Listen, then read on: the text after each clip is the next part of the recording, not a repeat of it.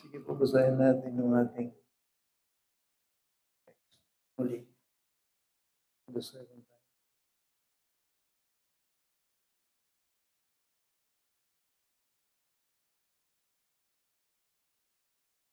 May bago ba tayong kasama? Wala naman.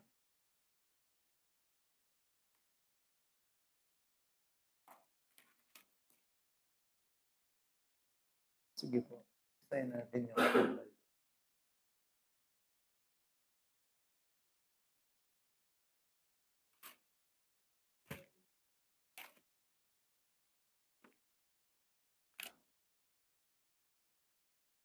Ang aklat po natin ay nasa unang Pedro.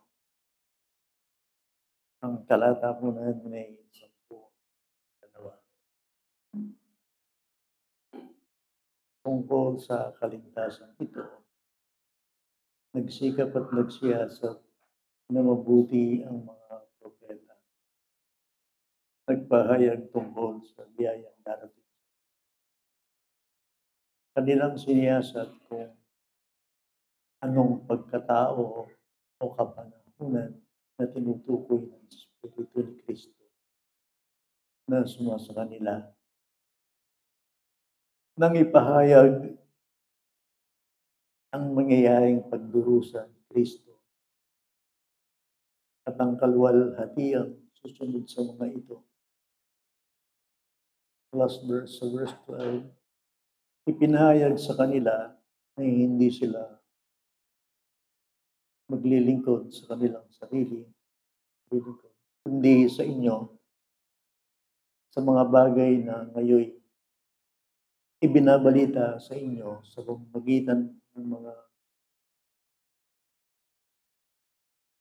nangaral sa inyo ng Ebanghelyo, sa pamamagitan ng Espiritu Santo, na sinugo mula sa langit na ang mga bagay na ito'y pinananabikang makita ng mga anghel. Pwede po ba tayong mag-pray? Patuloy po ang aming pagbibigay galang, Panginoon, sa salita. Hiningi po namin uli ang inyong awa at patnubay para sa mga salitang ito na kinikilala namin lagi na kami nasa isang mabiyayang pribileyo na marinig namin ang mga salitang ito na yung ibinabalita tungkol sa aming kaligtasan. Sinasamba ka po namin, Panginoon, at maraming salamat. Pagbibigyan mo ng pagkakataon, magtipon at makinig ng inyong banal na salita. Sa pangalan ni Jesus. Amen. Yung ating pong title ay Part 2. The unfolding of God's great plan of salvation.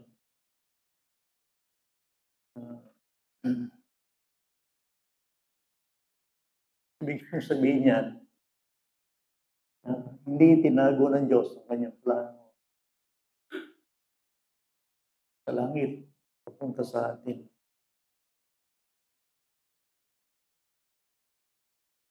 At ang planong yan ay siyang pinakamalaking balita na pwede nating matanggap sa mundong ito. Ito yung plano ng ating kaligtasan. Okay. Madalas po binabanggit sa inyo na ang Diyos parang arkitekto. Siya yung nagplano sa atin. At yung plano yun ay tinapos na niya. Ang kailangan lang natin gawin ay siya sa atin at tignan yung plano yun. Diyos, kadalasan marami tao ang tatanong, ano ba ang future ng mundo? Well, hindi natin alam ang magiging detalye ng future ng mundo. So, natin na kung saan papunta ang daigdig, ano man ang sitwasyon, ano kung anong mangyari, tapos na yung pagliligtas ng Diyos sa sangkatauhan. At yan ay nakita natin sa pamamagitan ng Jesucristo. Nung sinabi ng Panginoon sa krus, it is finished. Finished na talaga yun. Okay? At siya muling nabuhay. Ang kailangan lang natin ngayon ay patuloy tayong lumago at maging excited sa ligtasan ito na ating tinanggap sa ating buhay. Pag binalangkas natin, hindi ko po alam siguro, may 2 buwan na ba tayong nag-aaral sa Scripture? Kasi nasa verses 10 tayo ngayon hanggang 12. Mula tayo sa 3. Okay, pag binalangkas natin yung talatang 3 hanggang 10, ito po yung lalabas. Okay? At ito'y patungkol sa kaligtasan. Verses 3 and 5, ito yung the hope of our salvation in the future. 3 to 5, ha? 3 to 5. Pagdating ng 6 to 9, ito yung the trial of our salvation, of the joy of our salvation in the present. In the present. Pagdating ng 10 to 12, at ito yung gusto kong dalhin sa inyo, the prophecy of our salvation in the past. Ibaligtad dyan eh. Kasi kadalasan, sundaro naman tayo, past, present, future. Pero dahil nag-expound ako ng mga talata, iba ito. Nagsimula siya sa future, 3 to 5, present, 6 to 9. Ngayon, babalik tayo sa past. Kasi prophecy. Ito yung sinabi ng mga talata. Ngayon, tandaan po niyo, mga kapatid ko na kikinig sa akin sa pangaraw. Nagsi-celebrate si Paul ng salvation dito. Ay, Peter is celebrating salvation. Okay? Masaya kay ni Pedro, diyan niya tayo kakit. Kasi pag ang pinag-uusapan, kaligtasan, ang dulot nito sa isang taong naligtas is joy.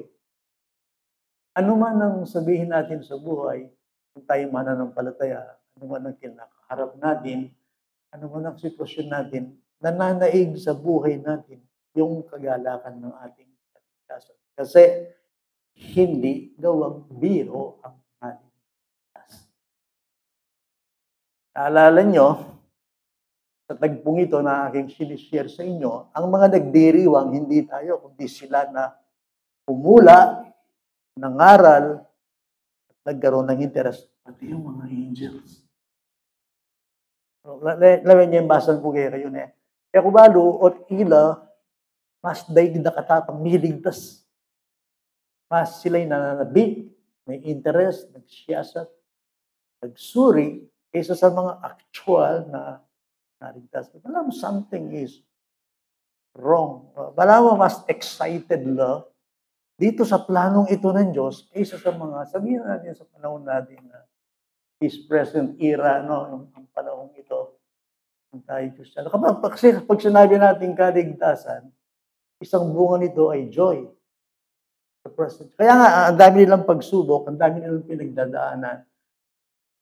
Hindi gawang biro ang kanilang pag-uusik na kinakaharap. And yet, tinuturuan sila, ini-encourage sila ni Peter na sila maging matyaga, maging mapagpasensya, at yung kagalakan ng kanilang kaligtasan ay hindi mawala. Dito sa mga Kristiyanong ito. So, pag sinabi natin kaligtasan, tinatakip ito, okay? Past, present, and the future. Kasi in Diyos, in plano na ng banwa, gamitan kayo yung banwa na yan, nasa reference. Binuksan sa atin the unfolding God's great plan of salvation. Kaya yan ang title ko. Yan ang pinili kong title kasi para sa akin, ang hiwagang ito, binuksan sa atin ng Diyos. Ito pa yung plano ng Diyos bago niya palikhayin ng daigdig ng tao.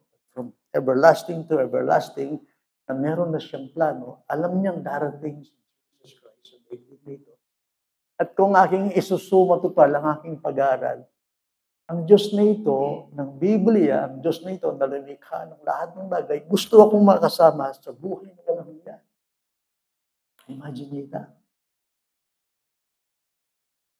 Lilino ka na ako, na ekbalo dati niyang anak ko, ngayon metwa ako, kayo rin siguro, luminaw sa akin, na ako'y nilikha ng Diyos at iniligtas, hindi para sa aking sarili, hindi para sa Kanya.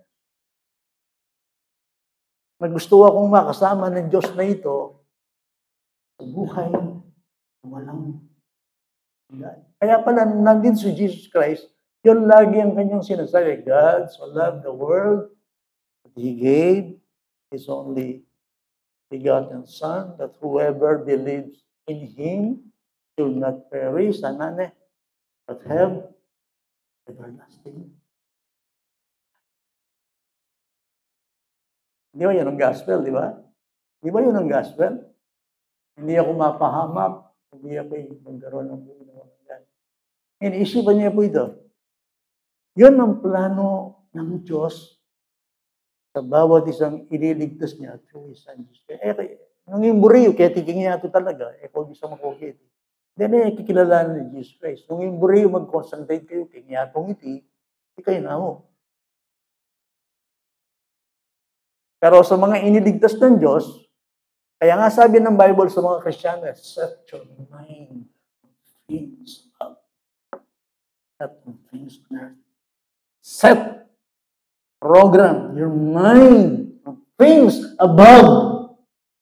Discipline your mind on things above. Look unto those things which are unseen. Tingnan nyo ang mga bagay na hindi nakikita sapagkat ang mga bagay na hindi nakikita ay walang katapusan.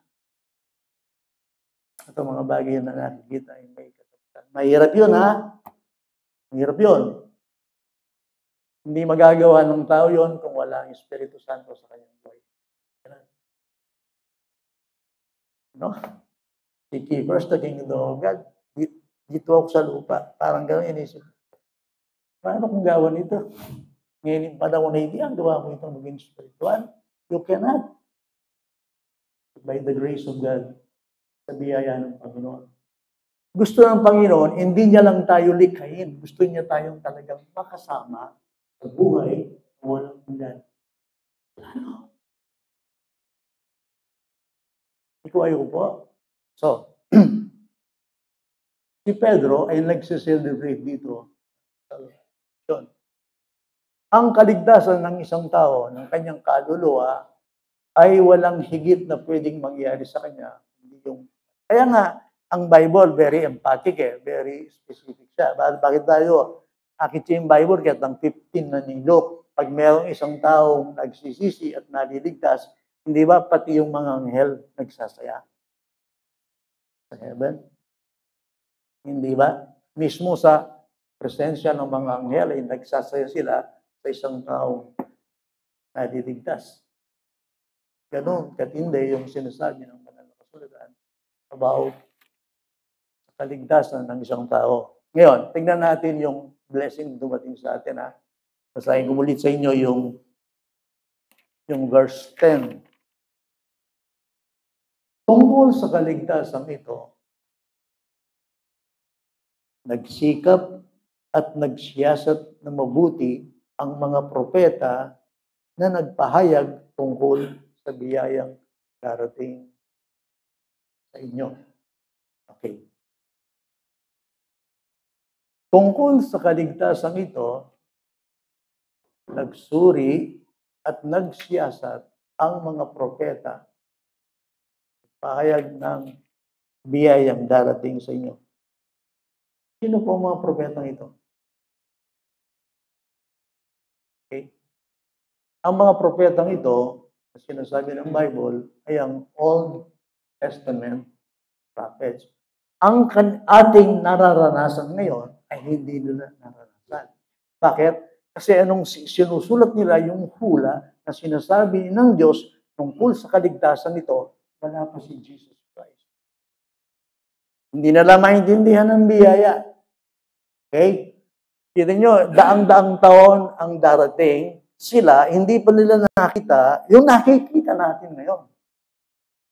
Hindi nila alam yung biyaya. Wala silang ideya kung sino si Kristo, saan siya manggagaling, anong detalye dito. Wala silang ideya ron. Basta alam lang nila, may kaligtasang sinabi ang Diyos. Wala pa si Jesus Christ. Brina sabihin niya, no, ikumpara mo kay katamo, ang hirap ng kanilang pinagdaanan. Kasi yung kanilang tinatanggap na mensahe sa Diyos, sinusuri nila yun. Pinag-aaralan. Okay. Doon pa lang makakakuha na tayo ng lesson eh. Bakit? Kasi yung salitang galing sa Diyos, binubulay nila, alam ko, sino pinagpipray nila, sinisiyasat nilang mabuti. Kasi po kapatid ko, para ma-bless tamo hindi, yung salita ng Diyos ay hamakan. Pinakikinggan yan, sinusuri, pinag-aaralan, pinagpiprayan. Dapat tumakiramdam kayo kay salita ng Diyos at in reverence. Anong reverence? May paggalang, kikinig. Bakit? Sabagat ito yung salita ng Diyos. Ang salita ng Diyos ay hindi kasinungalingan. Ito yung mga katotohanan na pwedeng magpala. May sinasabi ang Diyos sa atin. Alam niyo ba kung nung diretsyon na kayo? Yung Bible na tatandaan ko, yung gamot ko, it was written for you.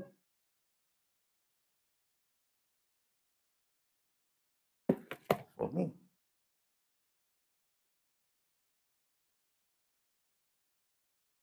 Yung Bible, ang salita ng Diyos, yun ang ating agure, paniniwala. Ang salita ng Diyos, hindi siya nasulat kanino man, nasulat siya sa akin. May binabalita ang Diyos sa akin. Yun. Kung tayo isipan nyo, malagway ang ating Bible. Yun. Ang Bible ko, Tagalog. I'm using Bible translation. Tagalog translation. Kasi yung audience ko, Tagalog le. Tigbuking ka pa ang kebale. Ngayon ko ito. Ang Bible ba, Tagalog? Originally? Hindi, di ba? Not even English. Not even Latin. Yung Bible ko, Tagalog yun. Bago nakaling sa akin ito, takot-takot na hirap. Ang ginawa,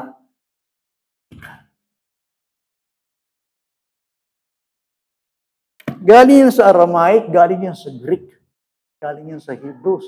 Sino nag-translate? Bago tinranslate sa English at sa King James Version, binasa niyo ang kasaysayan, may tipon-tipon na rin scholar. At nagbuo sila ng utak. At sinusuring mabuti ang translation, ang pagsuri, ang pagsasalin ng Biblia from Aramaic, from Greek, or Hebrew.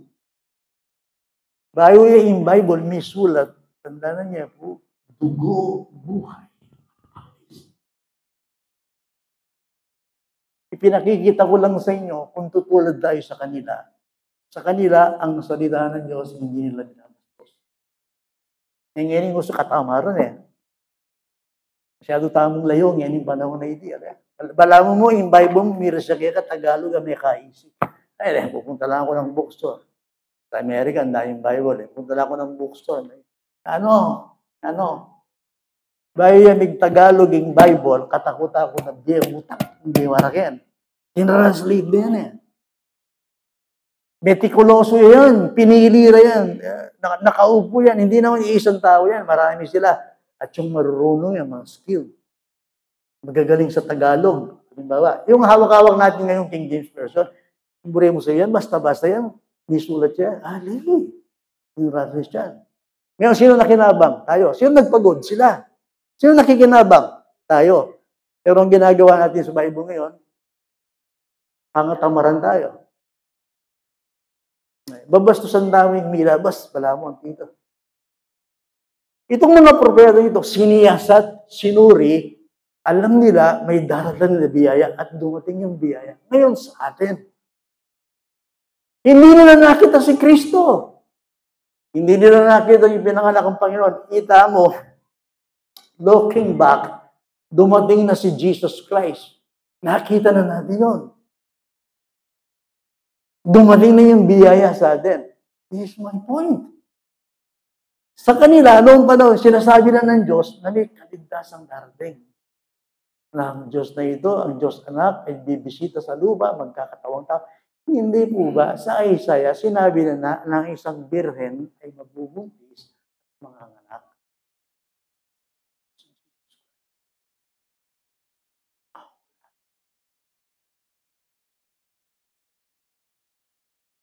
Hindi niyo ako sinasabi ko. Ang kaligtasan ito na sinuri at siniyasat, sinusulat nila ang maraming bagay, hindi nila naiintindihan. Pero ngayon tayo, naiintindihan na natin. Di ba? Dumating na si Jesus Christ, di ba? Yan ang ibig mo sabihin. Mas matindi tayo sa kanila. Bakit? Tayo nakita eh. Yung kanilang pinagpaguran, sila sinusuri, hindi nila maintindihan. Ngayon tayo mismo, 2,000 years ago, alam natin dumating si Jesus Christ. Kaya nga hindi niyang kapatid, anyang pag-aralan na hindi, ala pa yan. Alang Kalbaryo, alang Birhen, epadita ni Jesus Christ, era aintindihan. Pero sinuri na at siniyasat na mabuti para ipakita sa atin kung gaano katindi ang ating kaligtasan.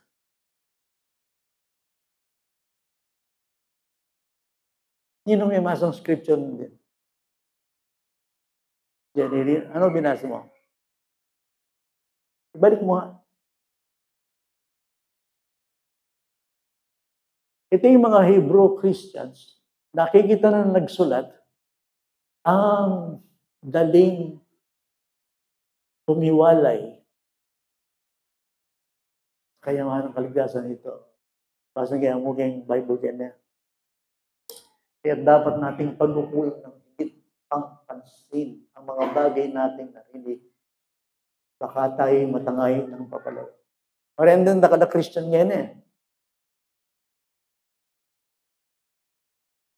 Professing, papalayo sila, hindi sila papalapit. Nakatakot lang rin yung Kristiyanong tutwa. Ingat kayo ka rin, tutwang Kristiyano. Sabihin kayo kay Paulo, bakit? Sapagkat kung ang salita na ipinahayag sa mahirang mga anghel ay may bisa at bawat paglabag at pagsuhay at tumanggap ng kaukulang parusa, paano nga tayo makakatakas kung ating pababayaan ang ganito kalaki? Kasan, ito ay ipinahayag noong una sa pamamagitan ng Panginoon at pinatunayan sa atin. Nakarinig sa Kanya.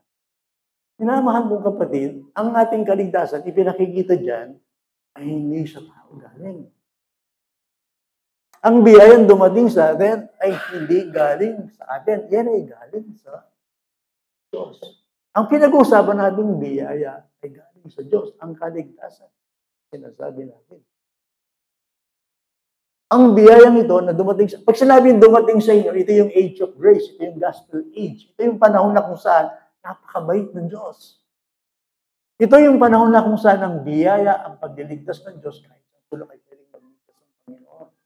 This is gospel age, the dispensation of age. Aldo na ning pamanukong ngeni.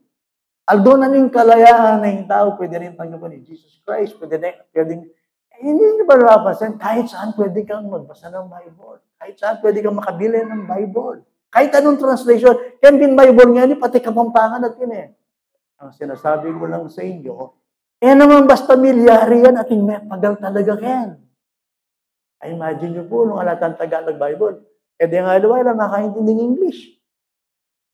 Paano wala sinatindil nung panahon? Paano kung ang Bible ay Greek o Aramaic, alang English? Aber, baka nang tayo kilala yun.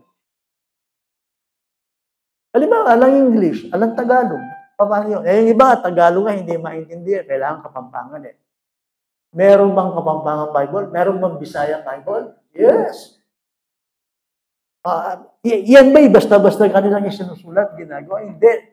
Umuupo yan, sinusuri at sinisiyasat at sinisipat na mabuti na ito'y malapit talagang translation na sinasabi ng banal na kasulatan. Nagsikap at nagsiyasat na mabuti ang mga propeta na nagpahayag tungkol sa biyayang darating sa inyo. Ang buhay ko ngayon at kayo, nasaan ako ngayon? Well, ako ay nasa ilalim ng biyaya. I am in the state of grace. Para hindi nyo yung ko sabihin kaya kayo, hindi yun eh. Dati, nung tayo wala pa sa Panginoon, nasa state tayo ng sin. State of sin, darkness, curse, wrath. Nung wala pa tayo sa Panginoon, nasa ilalim ng pagkaalipin ng kasalanan. Okay, kaya nga, nung panahon na yun, alam mo, ang kasalanan nasa iyo eh. Pag nabubuhay ka sa iyong sarili, hindi sa Panginoon, that is sin. Remember that. Kapag ang isang tao nabubuhay sa kanyang sarili, hindi sa Diyos, that is sin, that is pride.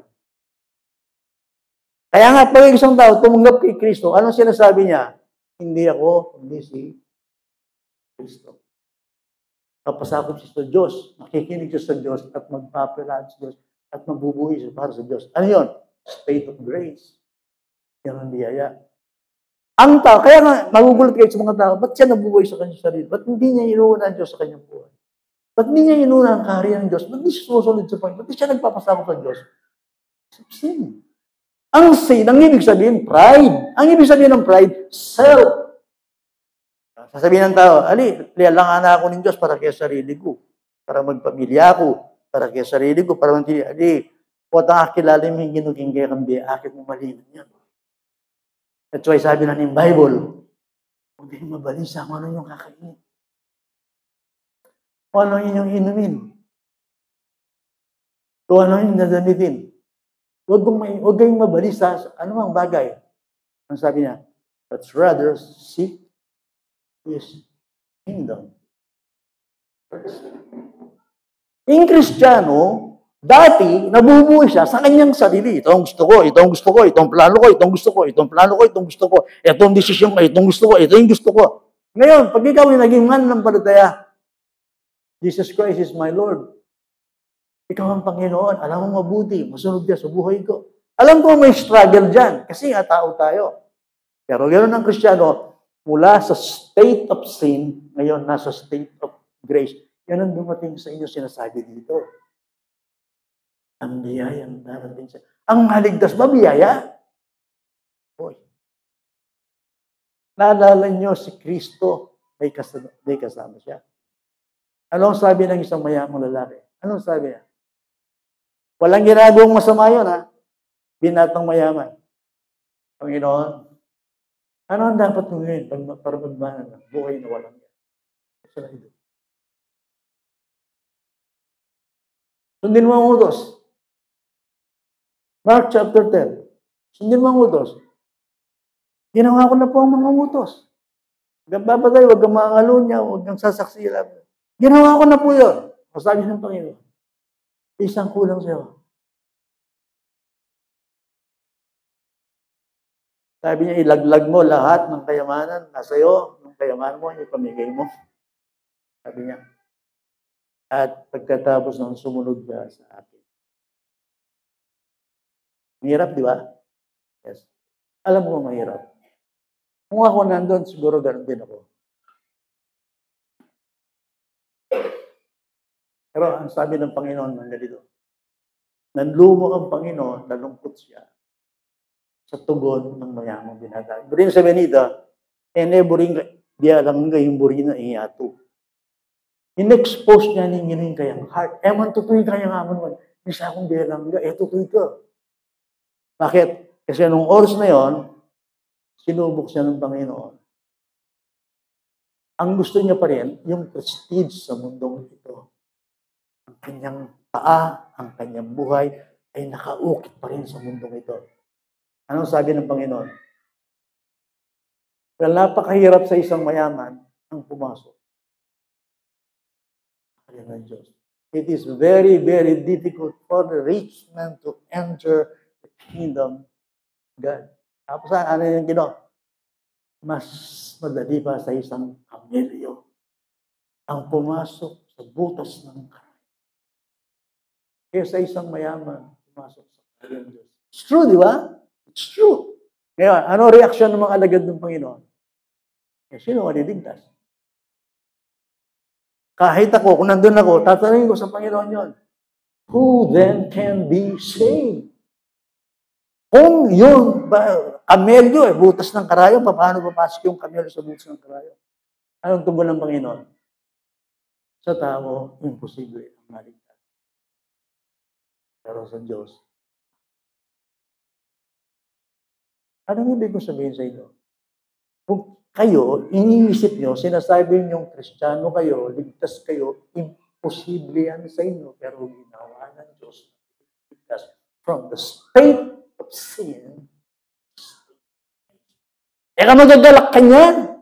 Yung kaligtasan mo biyaya, yung kaligtasan mo imposible yan. Yet, gawa ni Diyos. That is why, ang tao, at puri yan. Oh, blessed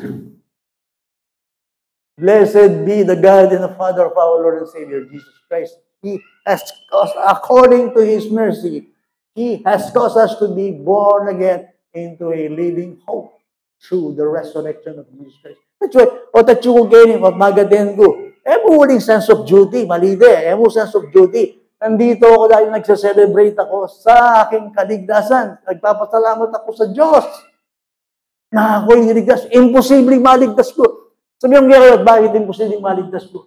Kapatid ko, may kasalanan eh. Dati yung nakikilala yung Ginoo, ala ko radar kang Diyos, ala ko signal, ala ko panlasa kang spiritual. Puros mo ginom yung burigo. Puros barkada. Puros kayo, bayo ko naging libot-libot kayo. Gawa ko, nag-MBA ko yan. Manila boy ko dati eh.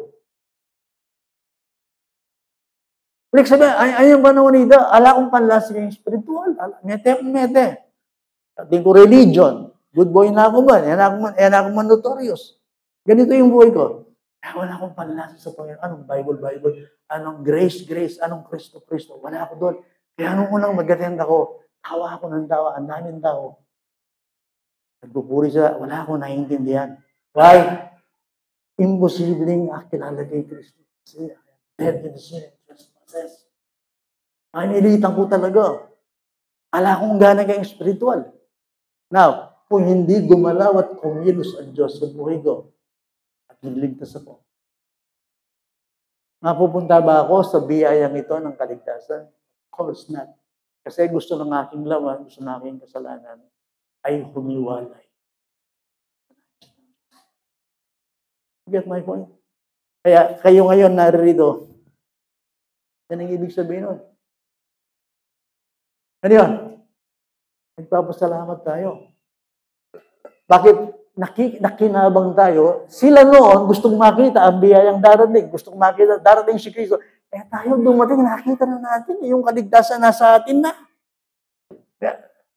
Meron sinasabi dito, sabi ng Panginoon dito, ngunit mapapalad ang inyong mga mata sapagkat ang mga ito'y nakakakita at ang inyong mga tenga sapagkat ang mga ito'y nakakarinig.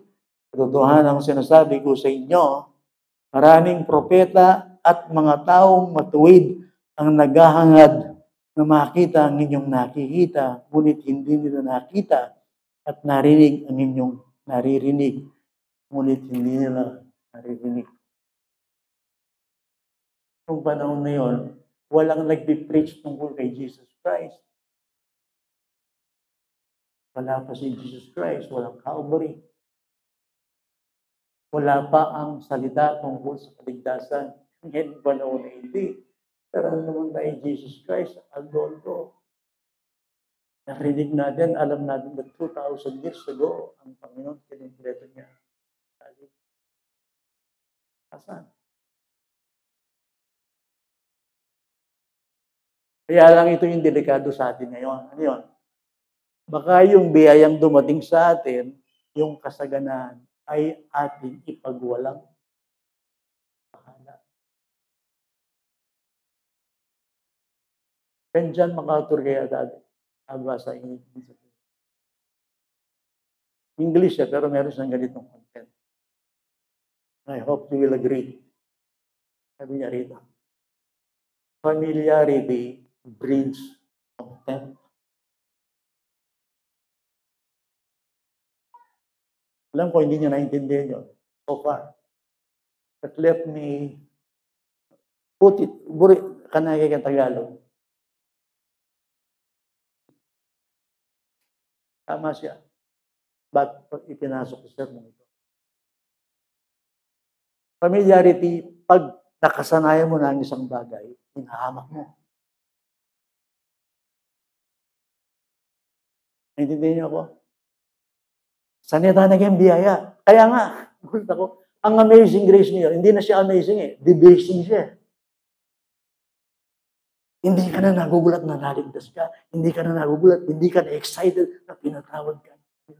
After 30 years, 50 years, sanay ka na sa mga bagay ng Diyos.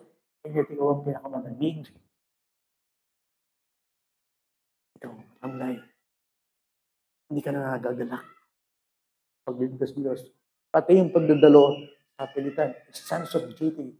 Wala na yung pag-ibig. Kalab. Why? See, yung biyayang dumating sa'yo, hindi mo pinagpaguran, sanay ka na, alam na, familiar, bridge contempt, ibig sabihin ng contempt, sabi niya, kapag sanay ka na sa isang bagay, di ba, in Bible, maraming Bible, di ba? Pero marami ang humahamak dito. Hindi binabasa, hindi pinag-aaralan, hindi pinakikinggang mabuti.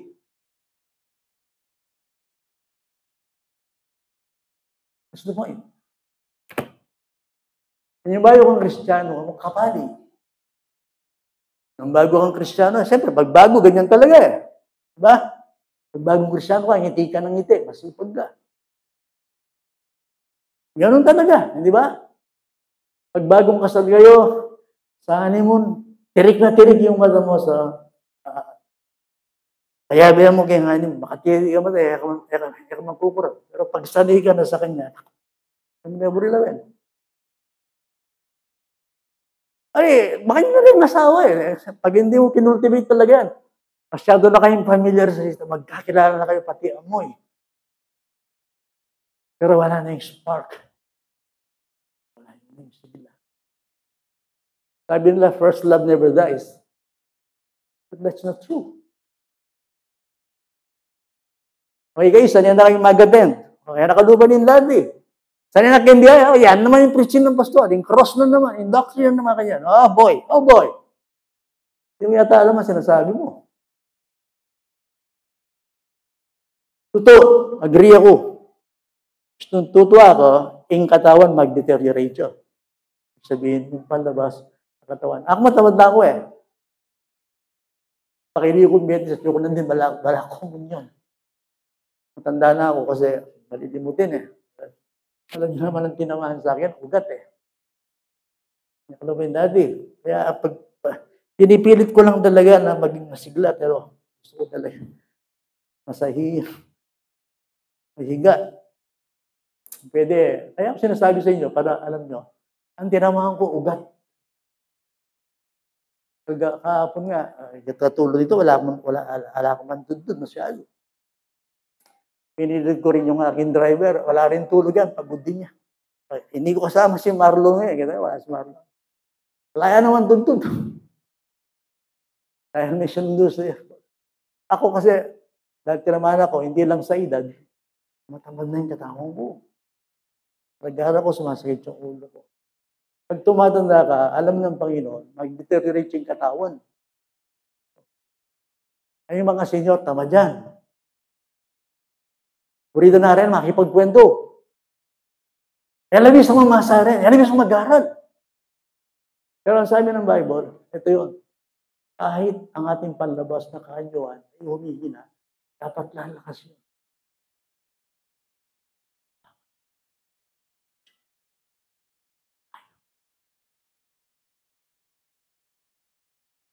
Pag bagong kasal kayo, in love kayo, pero pag tagal kayo, familiarity, parang hinahamak mo na yung sitwasyon. Nangyayari talaga yun. At pwedeng mangyayari yun sa relasyon mo sa Diyos. Are nga, di ba? Doon, kanita mo mapali ko. O ngayon, mapali ka. Tapos na yun eh. Ay, dati ko, magpatuto. Dati ko, nanganak na ako. Masipag kong yayawayan ninyo. Amen. Eh ngayon, naman ito yung kaligtasan mo. Yung kaligtasan kasi, from first to last. Tapos, lalo nga nag-aapoy, at lugang nagpapasalamat sa Diyos sa ginawa niya sa buhay mo. Naintindihan niyo ako?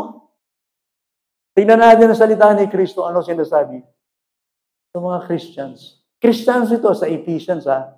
Reading Bible, looking, dito muna ako sa Revelation chapter 2.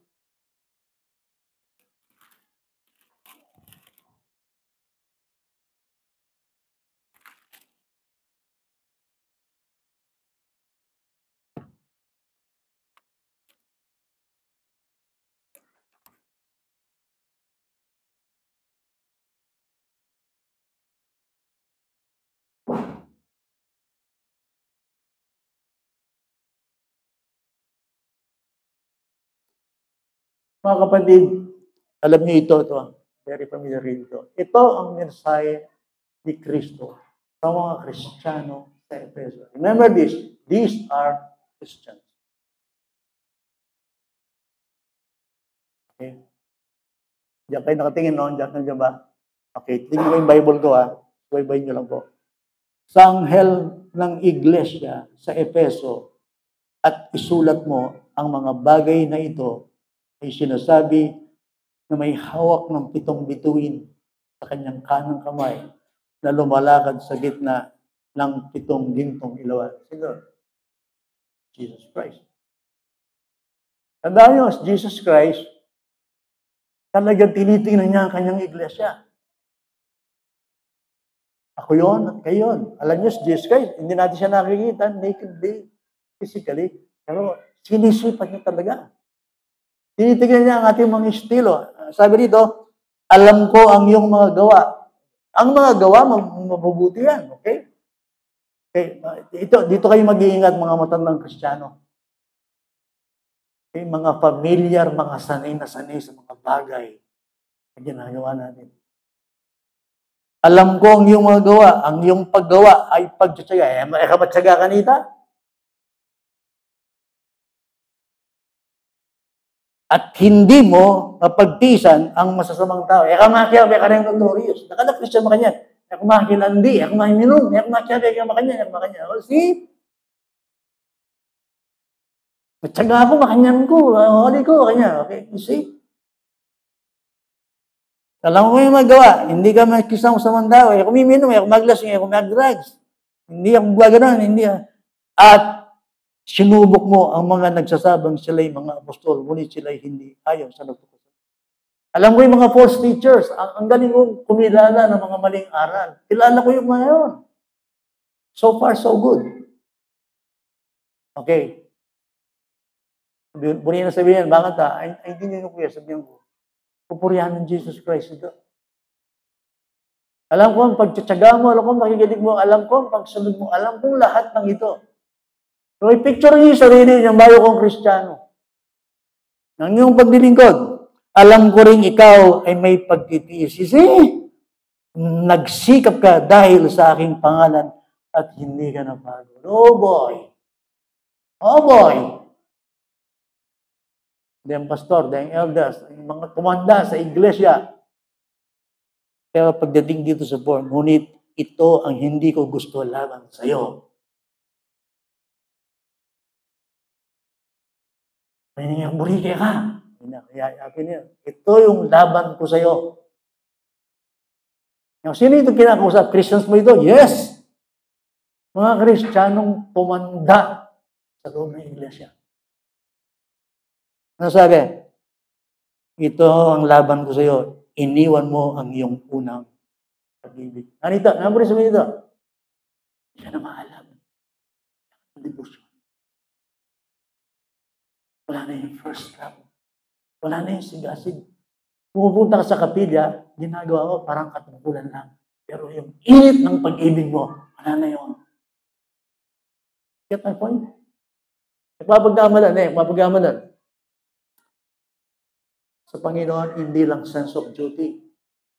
kundi the first love, heartfelt devotion. Pupunta ako sa kapilya, hindi sa napipilitan, hindi sa gustong magpakita sa tao, mahal ko si Jesus Christ. Yun, yan na kayong niligtas, makanya. Sensitive ka kayong Ginoo. Kailangan na yung ginita kayong biyata mo, itang heart, the love. Ala akong pakialam ng matsaga ka kanita. Ala akong pakialam ng anong experience mo kanita. Tama, hindi ka rin masama. Gagawin mo pa niya yan. But this is something again, hindi laban ko kay ka. You have left your first. Pag narinig mo ang Bible, noon umiyak ka, ngayon matigas na ang puso mo. Sanay na ako dyan. Familiarity breeds contempt. Anong problema doon? Ingat kayo, Ken. Ingat kayo, Ken. Joy po ang atsyon na kaya kayan. Parang nakalugod ka rin tao. Karingin ka pa. Puros na nga mong inanakit ka hindi.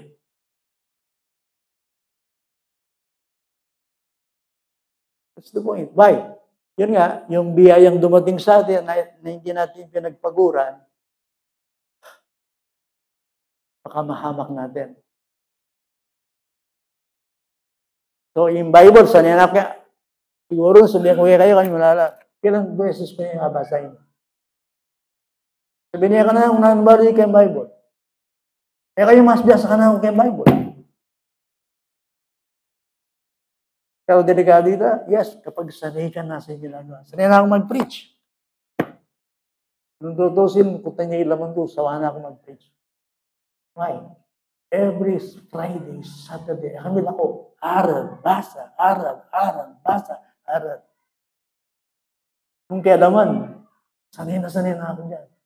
Kayo rin, sanay na makarinig ng cross, ng doctrine tungkol kay Jesus Christ. Sanay ka na dito, sanay ka na dito. Ingat kayo dyan. Ano sabi ni Jesus? Alam ko yung pagtsatsaga, alam ko yung pagditiis, alam ko hindi ka sumasama sa masasama, alam ko yun. Pero itong laban ko sa'yo, iniwan mo ang yung unang. Pagin sa'yo, itang gagawan mo kanita, yung mga gagawan ngayon. Kanita, yung puso mo, at saka ako, at ang gani. Ngayon yan, naka-excited. Ala ng anticipation, ala ng joy, ala ng excitement. Gagawin mo na mo yung bagay-bagay.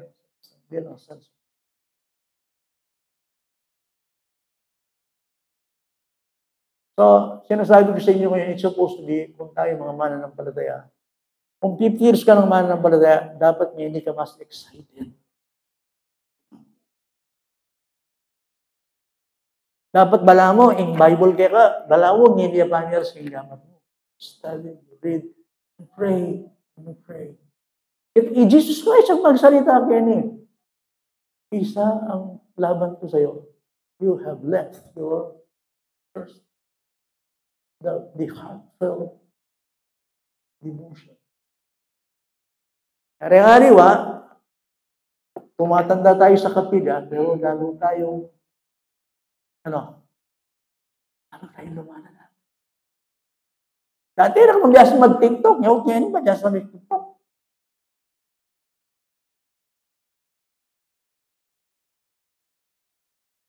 You get my point? Why? Ito nga, eta kasi pipagalan hindi ako rin propeta. Yung biyaya dumating sa atin. Kahit saan, maririnig mo na si Jesus Christ. Yan yung panahon na ito, kahit anong translate, kahit saan may Bible. Oh boy, sabihan ko po kayo nung ikay-bias. Then gadget na rin, okay lang po rin. Bakit tayo? Gamitan nyo lang rin kayo. Karakal libro kayo.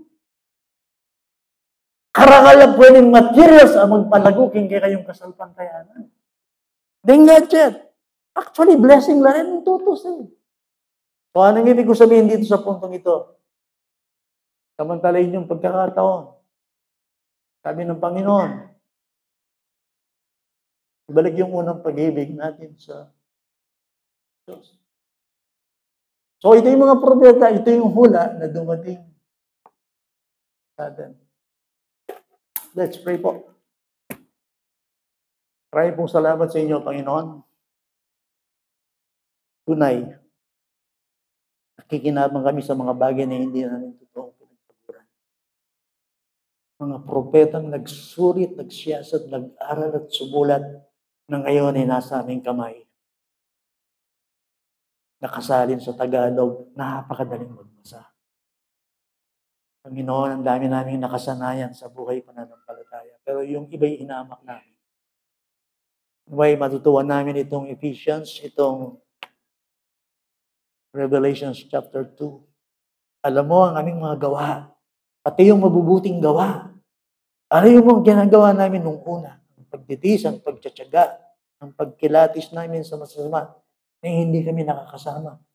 Hindi namin sinasamahan yung mga tao makasalibutan na tao masasama. Pero binanggit mo pa rin dito, na iisa ang laban mo sa amin minsan. Yung aming heartfelt devotion, yung aming first love, yung aming pagmamahal, yung init ng aming damdamin sa inyo. Tulungan mo kami, Panginoon, na doon magsimula